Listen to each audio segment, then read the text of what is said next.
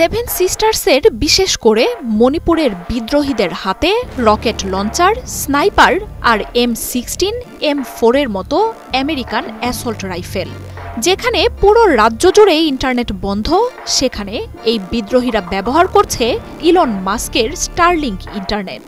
আধুনিক আমেরিকান অস্ত্র, satellite internet কোথায় পাচ্ছে বিদ্রোহীরা তা নিয়ে চিন্তিত স্বয়ং নরেন্দ্র মোদী। সেভেন সিস্টার্স নিয়ে খ্রিস্টান অধ্যুষিত রাষ্ট্র গড়ার যে গুঞ্জন আকাশে বাতাসে, সেখানে বাড়তি হাওয়া দিচ্ছে এসব লক্ষণ। পূর্ব তিমুরের মতো তবে কি আরেকটি খ্রিস্টান অধ্যুষিত দেশ গড়ার প্রক্রিয়া শুরু হয়ে গেছে? মিয়ানমার মণিপুরকে ঘিরে হঠাৎ করেই অশান্ত হয়ে উঠছে এশিয়ার দক্ষিণ পূর্বাংশ। খণ্ডবিখণ্ড হওয়ার পথে মিয়ানমার।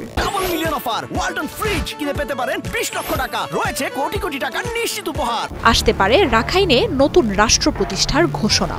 তবে এমন পরিস্থিতিতে বাংলাদেশের সীমান্তবর্তী ভারতের সেভেন সিস্টার্সের মণিপুর রাজ্যেও অস্থিতিশীলতা আর ভাঙনের সুর দিনকে দিন জোরালো হচ্ছে। কিছুদিন আগেই ভারত ভাঙার ডাক দেন মিজোরামের মুখ্যমন্ত্রী লালদুহমা।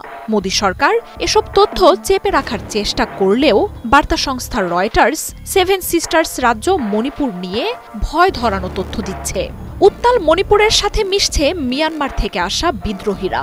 হাতে এসেছে রকেট লঞ্চার, স্নাইপার আর অ্যাসল্ট গানের মতো অস্ত্র।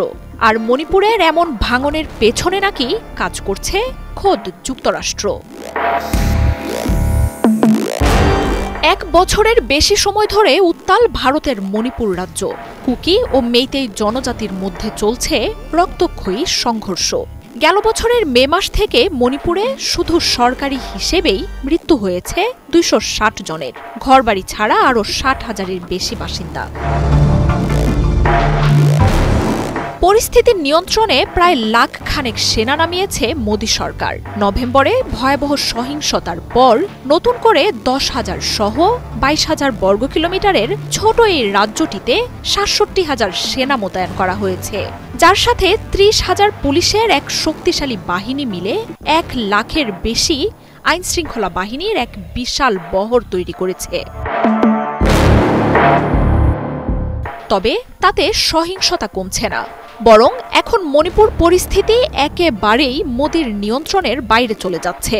রয়টার্স বলছে, মিয়ানমারে যুদ্ধ করা সশস্ত্র বিদ্রোহী সেনারা সীমান্ত পাড়ি দিয়ে মণিপুরে প্রবেশ করছে। তাদের হাতে রয়েছে স্পর্শকাতর অস্ত্র, যার মধ্যে rocket launcher, machine gun, M16, M4A1, AK-47 এর মতো স্নাইপার ও অ্যাসল্ট রাইফেল রয়েছে। সশস্ত্র বিদ্রোহীদের সাথে এসব অস্ত্রের বেশিরভাগই মিয়ানমার থেকে ভারতে প্রবেশ করেছে। রয়টার্সের সাথে আলোচনায় নাম প্রকাশ না করে ভারতের আইনশৃঙ্খলা বাহিনীর কর্মকর্তারা জানিয়েছেন, নিয়ন্ত্রণে আসা তো দূর, মিয়ানমার থেকে আসা বিদ্রোহীরা যোগ দেয়ায় আরও ছড়িয়ে পড়েছে মণিপুরের সহিংসতা। তবে মিয়ানমার থেকে কত সেনা মণিপুরে প্রবেশ করেছে তার নির্দিষ্ট কোনো সংখ্যার তথ্যও নেই ভারত সরকারের হাতে। অস্ত্র যোগানের মূল অর্থ কোথা থেকেই আসছে তা নিয়েও অনিশ্চিত কেন্দ্র সরকার। মণিপুরের এমন ভয় ধরানো পরিস্থিতির মধ্যেই ভারতীয় গণমাধ্যমগুলো প্রকাশ করেছে আরেক বিস্ফোরক তথ্য। জানাচ্ছে, রাজ্যটিতে ইন্টারনেট বন্ধ থাকলেও বিদ্রোহীরা নাকি নিশ্চিন্ত মনে ইন্টারনেট ব্যবহার করে সমন্বয় করতে পারছেন। আর তাতে ব্যবহার হচ্ছে যুক্তরাষ্ট্রের নবনিযুক্ত মার্কিন প্রশাসনের মন্ত্রী ও বিশ্বের সবচেয়ে বড় ধনী ইলন মাস্কের স্টারলিংক ইন্টারনেট। এই খবর প্রকাশের সাথে সাথেই ভারত জুড়ে তৈরি হয়েছে নতুন আলোচনা। প্রশ্ন উঠতে শুরু করেছে, ভারতের এই রাজ্যটির ভাঙনের পেছনে যুক্তরাষ্ট্রই মূল হোতা কিনা। ভারতে এখনও স্টারলিংকের ব্যবসা চালু হয়নি, তাই মণিপুর সহ বিদ্রোহী নিয়ন্ত্রিত নিষিদ্ধ অঞ্চলগুলোতে কিভাবে এই সেবা পাওয়া যাচ্ছে তা নিয়ে মোদীর কপালে পড়েছে চিন্তার ভাঁজ। গেল কয়েক বছর ধরেই ভারতের উত্তর পূর্বাঞ্চলে খ্রিস্টান রাষ্ট্র গঠনের গুঞ্জন শোনা যাচ্ছে।